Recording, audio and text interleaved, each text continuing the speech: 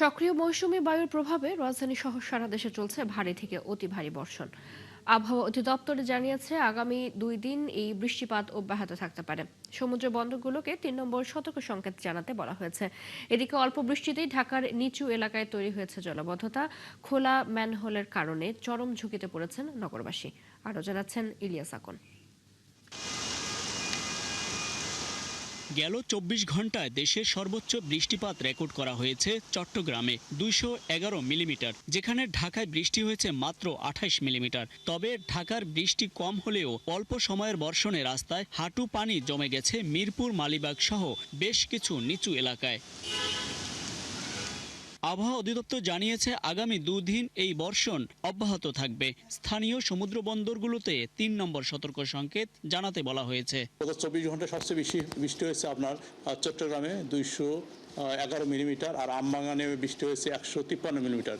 আগামী 2 দিনের যে বৃষ্টি যে চলমান থাকবে সেক্ষেত্রে পরিস্থিতি অনেকটাই অপরিবর্তিত থাকবে। এটা আমরা আশা করছি যে 12 তারিখে পড়ে যায়, যখন বৃষ্টি কমে যাবে সেক্ষেত্রে পরিস্থিতি অনেকটা উন্নতি হয়ে যাবে। সাগর উত্তাল রয়েছে, হয়তো সাগরে বাতাস হবে না কিন্তু সাগরে ঢেউ হবে। এই জন্য মাছ ধরা নৌকা ট্রলারকে এখনো বলছে যে এটা সাবধানে চলাচল করতে। এটা হয়তো আমরা সাগরের যে 3 নম্বর সিগন্যাল আছে এটা হয়তো আমরা আগামীকাল পরশু তুলে দেবো, সাগর অনেকটা ক্লিয়ার হয়ে যাবে। রাজধানীতে ড্রেন ও ম্যানহোল উপচে পড়া এই নোংরা পানির নিচে কোথায় গর্ত আর কোথায় খোলা ম্যানহোল তা খুঁজে পাওয়ার উপায় নেই। ফলে সড়কে চলাচলকারী সাধারণ মানুষ পড়েছে ভোগান্তিতে। জলাবদ্ধতার এই স্থায়ী সংকটের জন্য ঢাকার 2 সিটি কর্পোরেশনের ব্যর্থতা ও উদাসীনতাকে দায়ী করছেন নগরবাসী।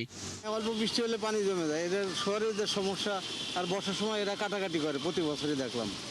একটা সরকার আসে আর রাস্তাঘাট কাটাকাটি করে, ড্রেনের করে, কিন্তু কোনো সুরাহ হয় না, কোনো কাজের কাজ হয় না। সিটি কর্পোরেশন প্রত্যেক দিন আমরা তো জায়গায় জায়গায় দেখতে তারা আইতেছে লোক আছে, কিন্তু ভিতরে কাজটার কথা এটা হলো মেট্রো রেলের যে সাবেক যে জাম এটা বাইজা রয়েছে। পানিতে সড়ক ডুবে থাকায় সবচেয়ে বেশি বিপাকে পড়েছেন ছুটির দিনেও জীবিকার জন্য বের হওয়া মানুষ ও রিকশা চালকেরা। নোংরা পানি মারিয়ে চাকা টানতে গিয়ে একদিকে যেমন পোহাতে হচ্ছে শারীরিক কষ্ট, অন্যদিকে যে কোনো মুহূর্তে রিকশা উল্টে গিয়ে বড় ধরনের দুর্ঘটনার আশঙ্কা হচ্ছে তাদের। বৃষ্টির কারণে গাড়ি চালাইতে পারতেছি না, চেইন পড়ে যায়, এমনি ভাড়া কম, পানিতে ডুবে বসছে। বড়দের জন্য এই নোংরা পানি চরম দুর্ভোগ ও ঝুঁকির কারণ হলেও উল্টো চিত্র অবুঝ শিশুদের মনে। সড়কে জমে থাকা ময়লা পানিকেই যেন সুইমিং পুল বানিয়ে আনন্দে মেতেছে তারা। চারপাশে এই তীব্র ভোগান্তির খবর না রাখা শিশুরা মেতে উঠেছে জলকেলেহিতে। এখানে একটু বৃষ্টি হলে আমরা এখানে রোডে পানি জমে যায়, তাই আমরা এখানে ভিজতেছি, পানিতে মজা করতেছি।